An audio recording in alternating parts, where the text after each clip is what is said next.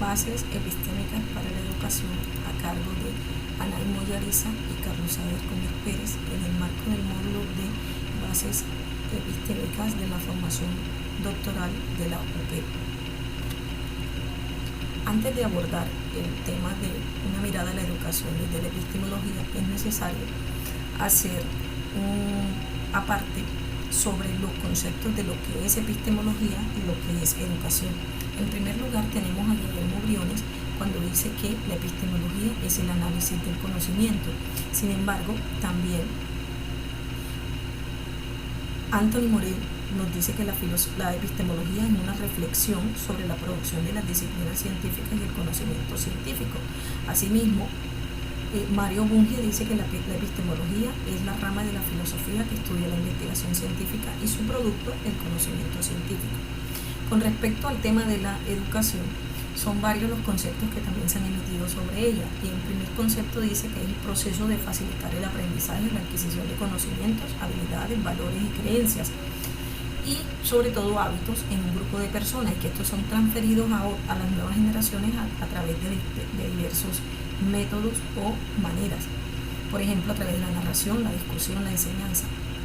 Varios autores coinciden en afirmar que la educación es un proceso infinito e inacabado, y que este se inicia en el seno de la familia y continúa a lo largo de la vida del ser humano.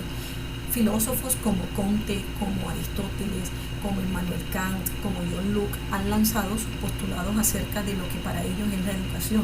Algunos dicen que son normas de comportamiento, otros dicen que es el placer sin dolor, que es la estabilidad del alma. En fin, son muchos los postulados que se han trabajado sobre educación a lo largo de la historia.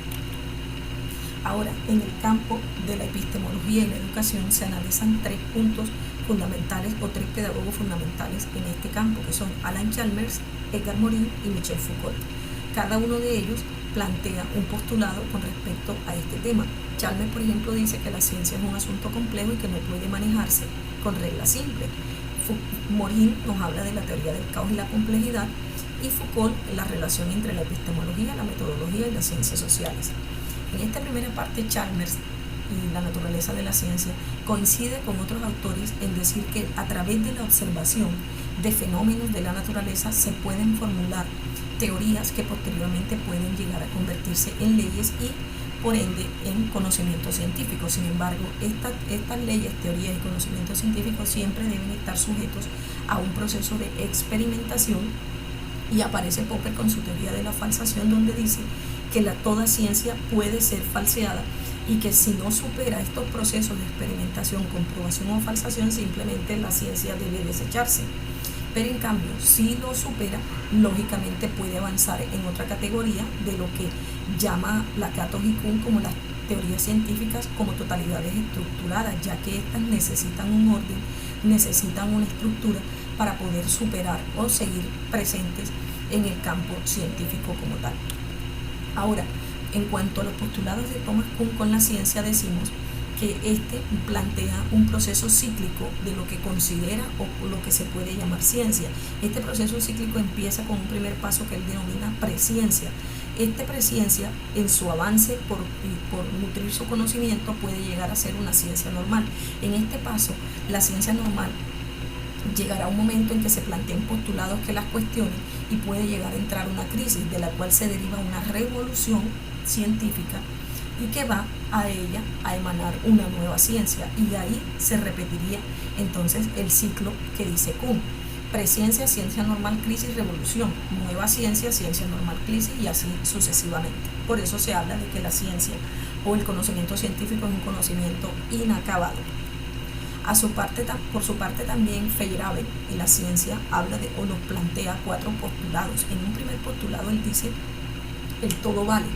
Él lanza una dura crítica hacia la metodología y sobre todo hacia los métodos, ya que él dice que son los proveedores de las reglas guías para los científicos. Además, Feyerabend también dice que no es posible, en cuanto a los conceptos, no es posible establecer un solo criterio para ellos. ¿Por qué? Porque dependen mucho del entorno, del momento histórico y sobre todo del contexto en el que se desarrollen esos conceptos. También critica el hecho de que la ciencia es un instrumento que le ha permitido como un invento del hombre para poder manejarse dentro del entorno en el que le corresponde con una mayor facilidad y una mejor comodidad.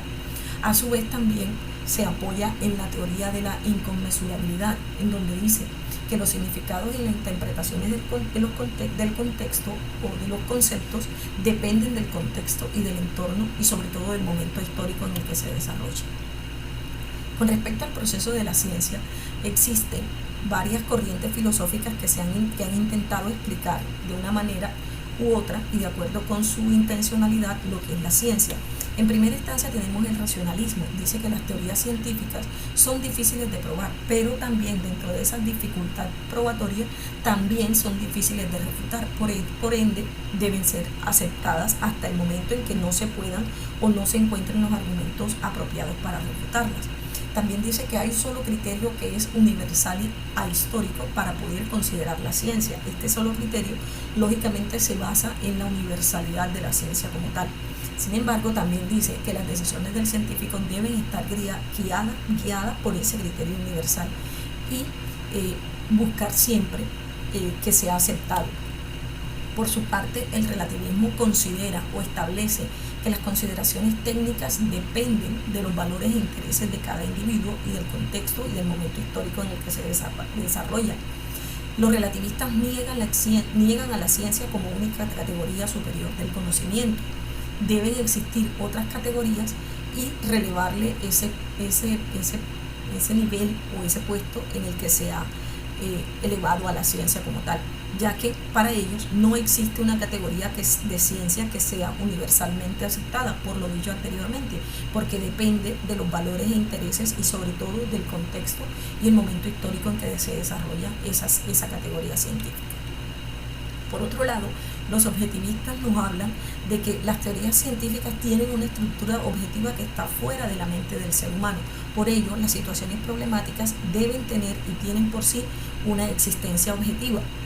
Popper también dice que el conocimiento objetivo es un conocimiento que no tiene objeto cognoscente y que por ende debe estar por fuera de la mente. Ahora, en el campo de la ciencia y la educación nos encontramos que las teorías científicas se han intentado o de hecho abordan un aspecto propio, un aspecto específico del mundo. Sin embargo, el hecho de que aborden ese aspecto específico del mundo no les da la potestad de negar o de afirmar los otros postulados, sino que simplemente se dedican a este como tal. En el tema de educación se puede decir que existe una predisposición a fomentar la uniformidad. En este sentido, en este fomento de la uniformidad, Lakatos lo que dice es que se castra un poco lo que es la libertad, la individualidad, la creatividad, el talento, incluso la creencia personal de cada individuo y sobre todo de cada estudiante que está en el aula. Volviendo a la ciencia, entonces decimos que esta debe estar o está a lo largo de su historia en un continuo proceso de cambio. Por ello, algunas verdades antiguas se someten a revisión y de esa revisión surgen nuevas verdades. Un ejemplo de ello es lo que en filosofía se conoce como el paso del mito al logos, en el cual antiguas creencias mitológicas que le atribuían a seres sobrenaturales los fenómenos que ocurrían en la naturaleza, hoy son explicados a través o a partir de la ciencia como tal. Llegamos a Edgar Morin con la complejidad. Él establece 4 criterios puntuales dentro de este pensamiento complejo. Un primer criterio es la complejidad y que establece la relación orden, desorden y organización. Y esta surge cuando, o es necesario para que esta surja, que existan los fenómenos desordenados, ya que a partir de ellos es que se puede establecer el orden. Un segundo postulado habla de la complejidad y la acción. Morin dice, la acción es una elección, una apuesta, una noción, que incluye lógicamente la conciencia del riesgo y la incertidumbre. Por tanto, la acción es y necesita una estrategia.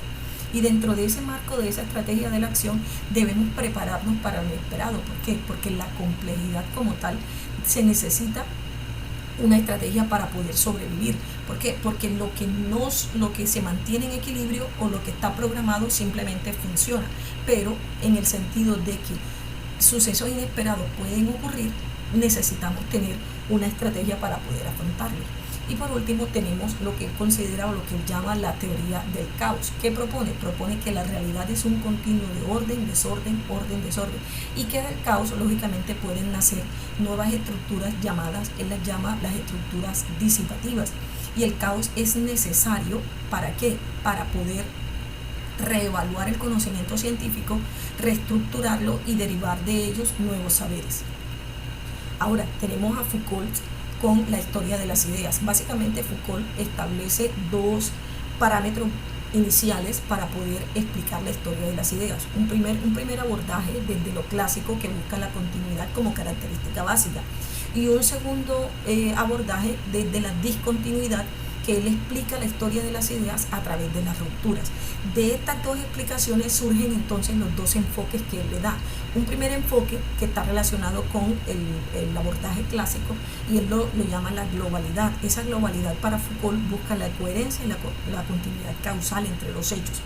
Y un segundo abordaje se conoce como la generalidad, y que depende de la discontinuidad. ¿Por qué? Porque la generalidad lo que hace es atender a los cortes, a las rupturas y a las discontinuidades que existen en la historia de las ideas. Ahora, Foucault dice, debemos tener en este proceso de entendimiento, conceptualización o aprendizaje de la historia de las ideas, debemos tener ciertas precauciones metodológicas. ¿Por qué? Porque la experiencia de vida del docente, la de cada uno de los integrantes de la clase, es fundamental para el desarrollo de estas ideas, y solamente en la medida en que se tienen esas precauciones se puede llegar a una reconstrucción ascendente de la realidad. A continuación vamos a exponer las conclusiones que obtuvimos de este análisis. En primer lugar, no existe una regla o receta universal sobre el conocimiento científico. El conocimiento científico es un conocimiento cambiante, variable, y sobre todo depende del contexto histórico o del momento en que se desenvuelve. Segundo, debemos intentar manejar en el aula una visión amplia que reconozca la complejidad de la vida real. Tercero, si un individuo quiere tomar posición frente a una ciencia, es necesario que conozca sus fines y sus métodos. De otra manera, estaría vagando en un universo del desconocimiento. Y cuarto, se debe valorizar el error, teniendo presente que ese mismo error puede conducirnos a un aprendizaje mucho más efectivo. Esta ha sido la presentación de Carlos Gómez Pérez y Anaí Moya Ariza en el marco de el módulo de bases epistémicas para la educación, bajo la tutoría de la doctora Yanine Peñalosa. Muchas gracias.